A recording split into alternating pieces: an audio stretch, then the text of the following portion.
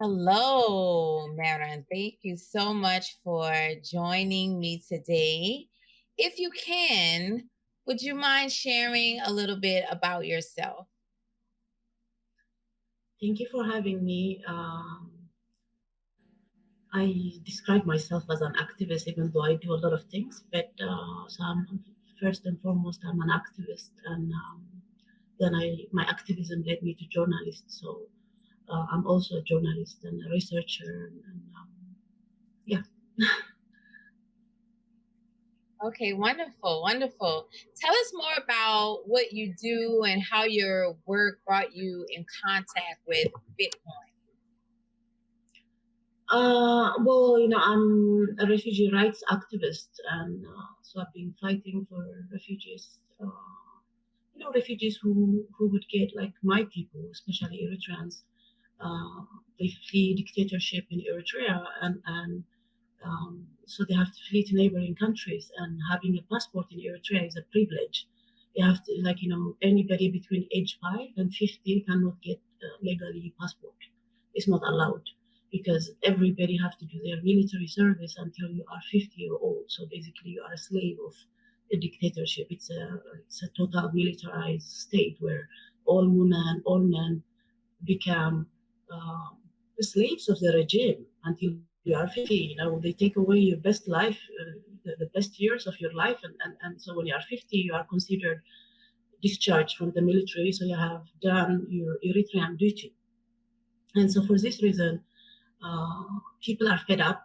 Like, I have a younger brother, he served almost 21 years.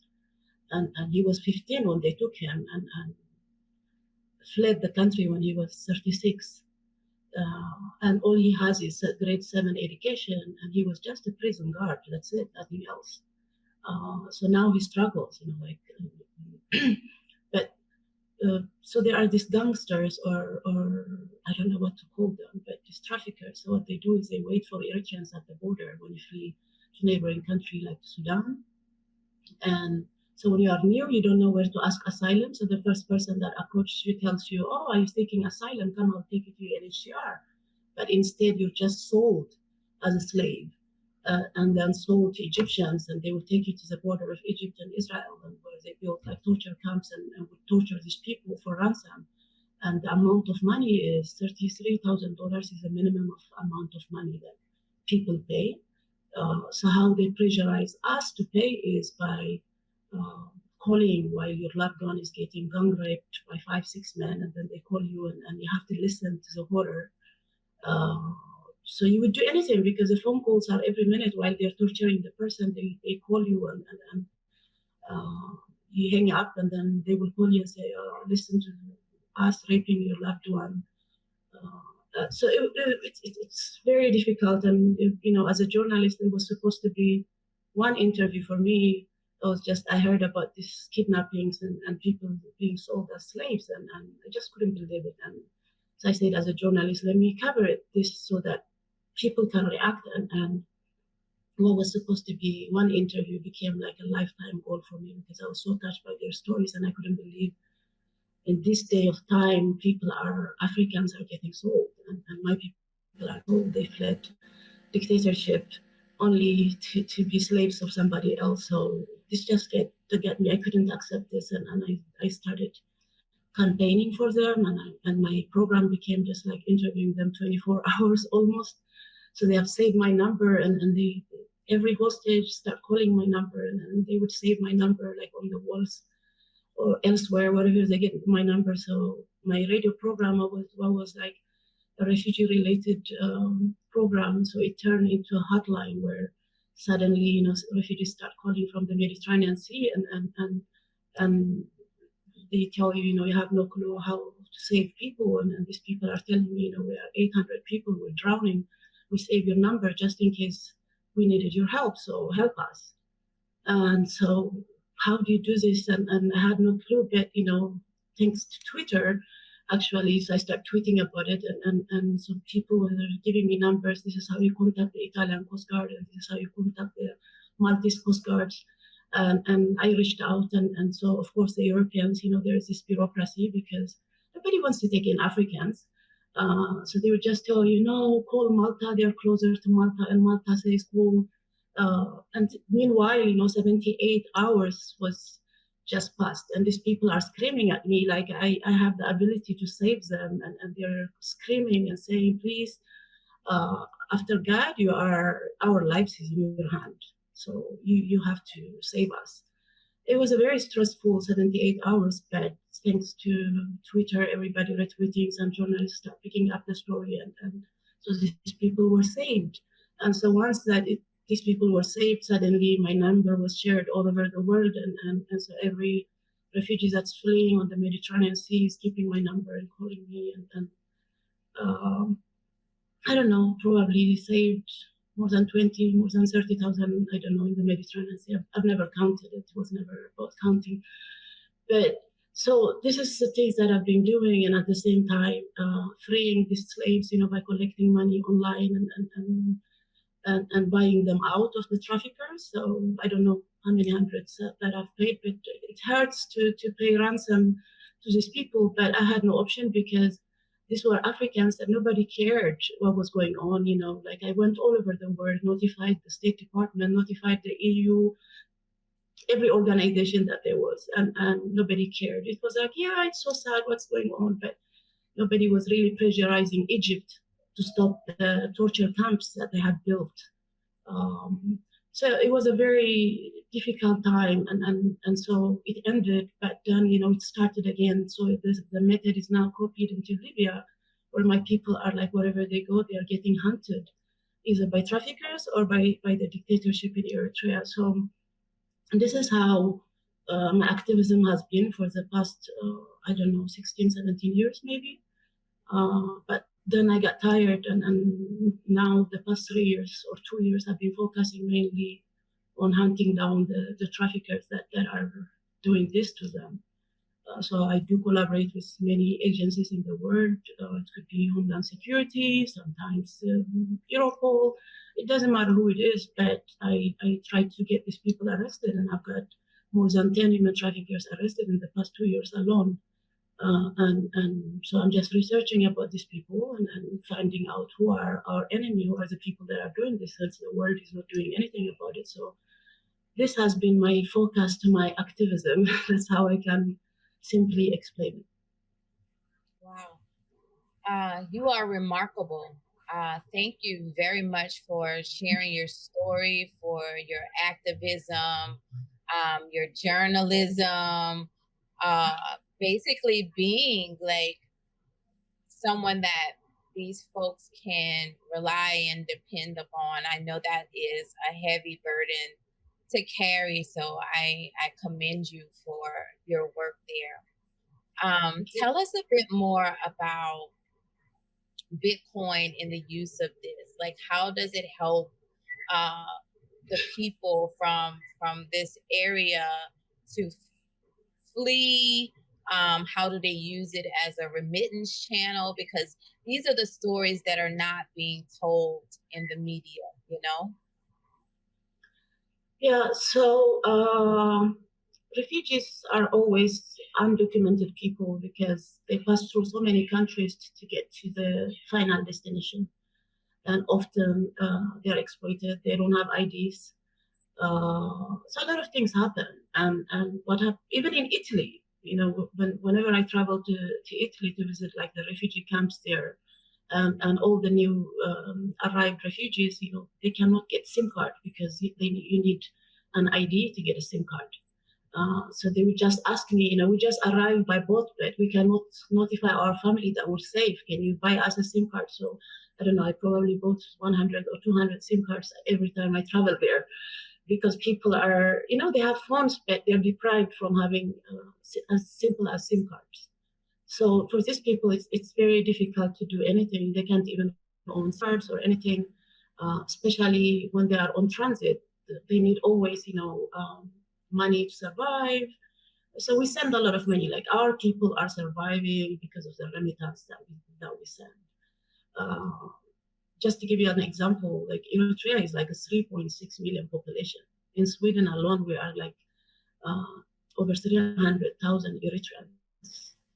And in the US, I cannot even count. So it's like almost half of the population has fled the country, and half of those that fled, they go through risky journeys, and a lot of things happen. Anyway, so they always need money for food, or it could be to pay the smuggler that's smuggling them, or anything.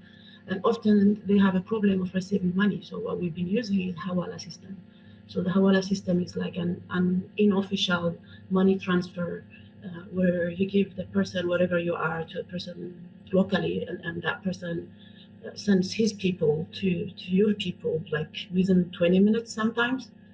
But there is no guarantee, because the person that you're sending, you don't know him.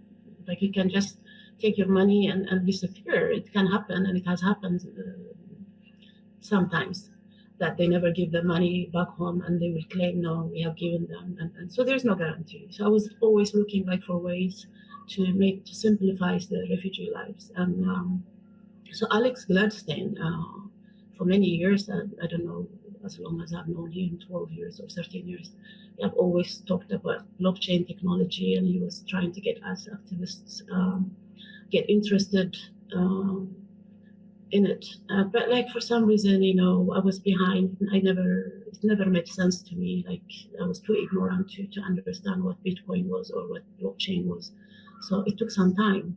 But then one day Alex sent an invite, and he was saying, anyone that's interested to do like a virtual workshop on Bitcoin, just let us know. And I RSVP'd, and I'm happy I did. So it was like a 2 days or 3 days workshop. So it was so interesting the way it was explained, the stories shared, and suddenly, it just made sense. And I was like, why didn't I know this like before? Like, why did it take me this many years? And Lightning technology was amazing, seeing like the people that actually made Blue Wallet, and Blue Wallet was there and explaining how it works, and the people from Paxful. It was a very informative workshop that I've ever been, to be honest. So then I decided that we can use this to send money to these refugees, to our families, to researchers. For example, like, as a researcher, I have many people. I hire a lot of, always, I try to hire people that are in Africa to give them a chance to do the research work. And I've been using a lot of researchers in Ethiopia, which, just for people just associating with me can be dangerous. The former Ethiopian government, has arrested over 200 people just for having communication with me, phone communication. That means they were tracking my phone, and anybody that was calling that number, was receiving a phone call from that number, was getting arrested. And sending money would mean either you have to use Hawala system, which I don't know much about the Ethiopian Hawala system. You would have to know, and Ethiopians, I would have to beg a person always, can you send me this money? So it was a bit complicated. So I gave my researchers the same workshop that was given by HRF, and it made sense to them. And at that time, Paxful did not, it did not need to sell or to buy things on Paxful, so that was really great. But so I started paying them using Bitcoin, and which was great, So right away, some of them, saved half of their Bitcoin, and some of them just right away would convert it into fiat, and use it. So it was a best solution for me, and from there, so it started like that, and then from there, I started teaching refugees about Bitcoin, and how they can use it, how they can transfer, and how they can save if they want to, but if they don't want to, as a way of to receive and send remittance, and to exchange, and so everything that they need to know, and it has been really great. A lot of interest. A lot of refugees are sending requests. I would like to do the workshop. Sometimes I don't have enough time to even give them as much workshops as I would like to, because I'm always busy with different things. And I also start giving lessons to businessmen. So in Eritrea, I think I need to explain this. Internet connection is 2%. And so only 2% have access to internet. And and those 2% are like either within some people that work in the government and things like that.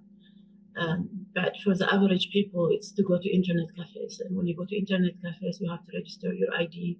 It's always register your ID in connection to which computer number. So computer number 2, Meron was using it from 5 o'clock to 7 o'clock. So whoever, and your ID number have to be written, your phone number have to be written. So it's very, you wouldn't dare to do things online. It's not really safe. So for this reason, and at the same time, so about money, you can have millions of dollars in your bank account, but the government doesn't allow you to take out like $200 a month or $150 a month. That's how much a person is allowed to take out in a month, because they keep your money and use it as they please. So for businessmen and for people are struggling because the government has cracked down on black market exchange, because back in the days, that's what we were doing. We would just send it like in dollar, and people would hide it and take it into the country, and then they would exchange it in the black market, which was, if the NAFA was at that time 2,000 NAFA for $100 by the exchange rate by the government, and then on the streets it was 8,000. So of course, so everybody was sending using the black market, and of course the government themselves, they're using the black market. So when we send in Hawala, actually we're sending it. It's the same regime that's playing as using individuals to receive the money. And whenever they need dollar, what they do is they crack down on all exchange. So you cannot send money to Eritrea at all. Like it would be dry for a month, and your family would be starving. Send us money, but there's no way, because the government has just decided that there's not going to be any money. And then they would just, after a month, the hawalas, all the black market starts, and the rate would decrease because they need dollar now as fast as possible. So they would just steal it from the people by giving you like value that doesn't give you any value at all. If you are exchanging $1,500, or not, right now it's $1,200. $1,200 now is $100.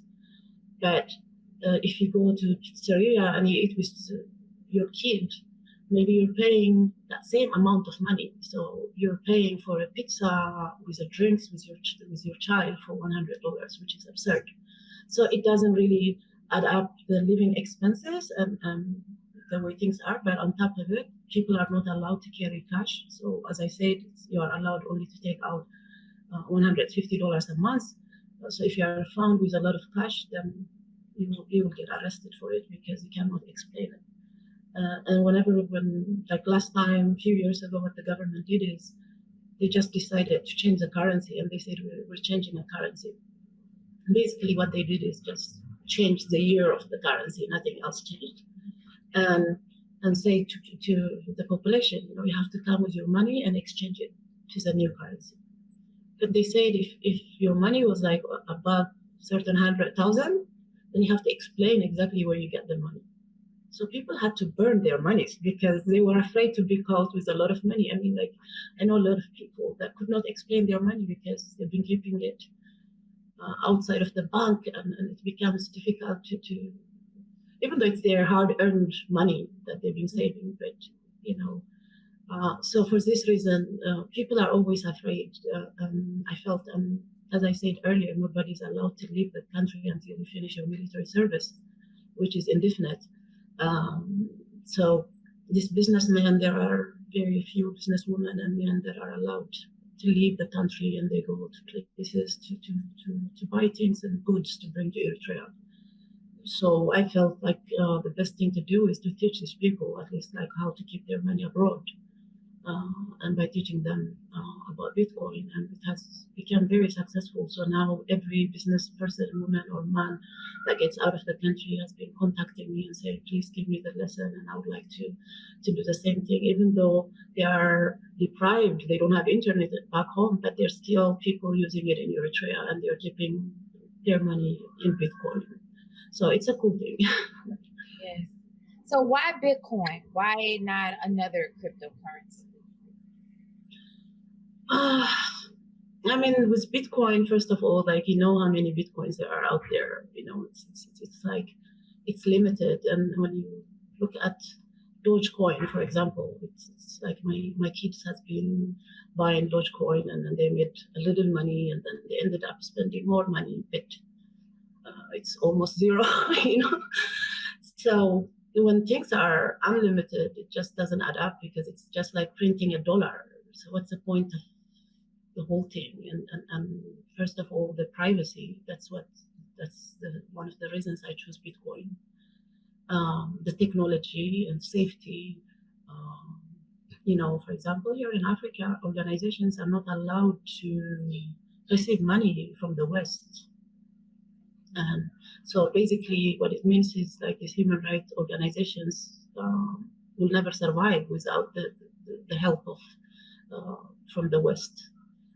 To get the money, if they get the money, then they are accused of being foreign mercenaries or foreign agents or all kinds of things, and people do get to prison in many countries in Africa. So I just felt that this is a solution for many people in Africa. One is, like, that's how you tackle the dictatorship, because our dictator in Eritrea, for example, it's if you want to hurt him, it's always when it comes to money, that's when they really get hurt.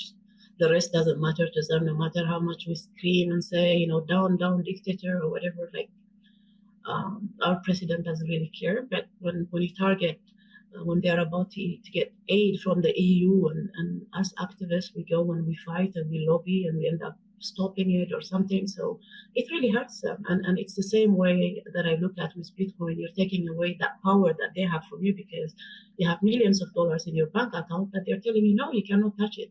The most you can take out is 150. And if you have a wedding, you need a permission. You go to the bank and you say, oh, I have a wedding coming. My daughter is getting married, so I need to take out 50,000. And then they would say, how many people are you thinking to invite? So they interrogate you. So they do the budgeting for you.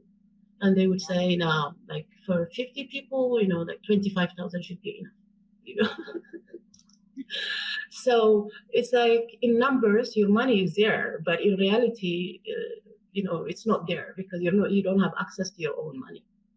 Right. And you can own clothes, you can own anything, but you're not allowed to build, because the government have to give you permission.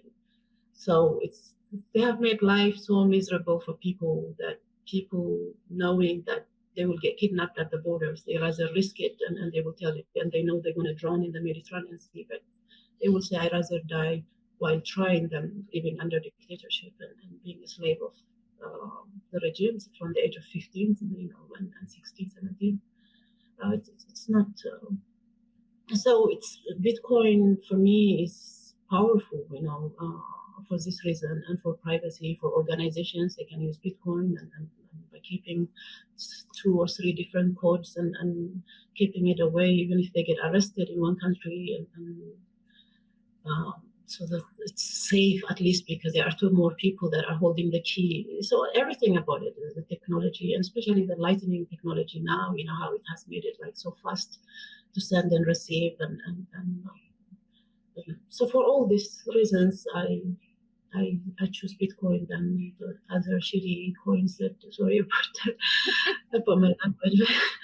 Yeah, but as I gave as an example, as Dogecoin and everything, it's, to me, it's like when dictators keeps printing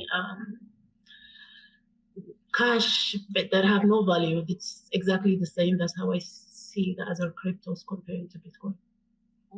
Okay, fair enough. There is some volatility in the price of cryptocurrencies. Does Bitcoin's price volatility make this a challenge to use for remittance? Not really, because we're sending for remittance, these people live month by month, so they don't have a way of saving. So the moment they get it, within minutes, they have exchanged it into cash. So for them, it doesn't really affect them. Of course, for people, so not using it as like a savings or anything like that. It's literally a lifeline that they need right now. Gotcha.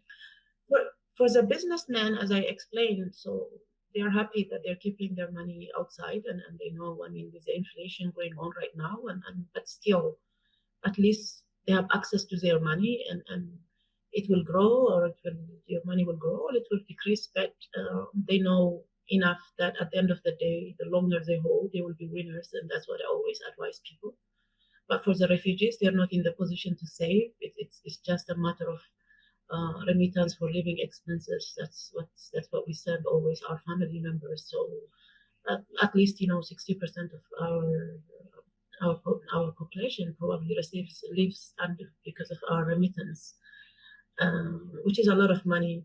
So what happens is when you have a country like my country, Eritrea, when the government decides on everything that you do, people are not, there is no hope for anything, kind of thing, and then you see this kind of technology. At least it gives you a little bit hope. At least like families don't know about it, and like 2 days ago, I just received an email from a friend, a colleague. So he didn't know that I was into Bitcoin. So he heard me when we had a team meeting. I was explaining to them that I'm trying to do mining and give free electricity here in Uganda right now. And so the person was telling me, "Oh, please teach me because I'm Ethiopian and I don't support Ethiopian government. So sending money via their system just makes me feel that I'm paying for the slaughtering of my people." So and he's like, "Please teach me if there's any kind of way." So it's even like as a standpoint of not supporting and not using the average banking system that they have set up for you, that itself, it's for me, it's human right. It's like having a choice to choose. Like I want to keep my money in Bitcoin, but you want to keep yours, and no matter how volatile things get. But if we look at it, how dollar was worse, if I put my money in dollar 10 years ago, and how much money is it? Have I made in the last 10 years? It's almost nothing. But if I had Bitcoin 10 years ago, how much money is it worth now? So no matter how much it is right now today, it's still people made a lot of money on it. So there's a big difference. Wow, thank you so much, Meron. This has been very enlightening for me and hopefully for many others as well. I thank you so much for sharing these stories and for empowering refugees who are under oppressive regimes. Can you tell the audience where they can learn more about the work that you're doing? Uh, I mean, people can find me on Twitter and the work that I'm doing. I mean, like most of my publications, my reports, all refugee-related reports that I've co-authored or authored are out there. I mean, like they are free, available. Anyone that searches for my name, Google me, you can find all kind of materials to read. Website is about to be up soon, and so I don't want to reveal it yet. But yeah, so follow me on Twitter for updates. That's all I can say. Okay, okay.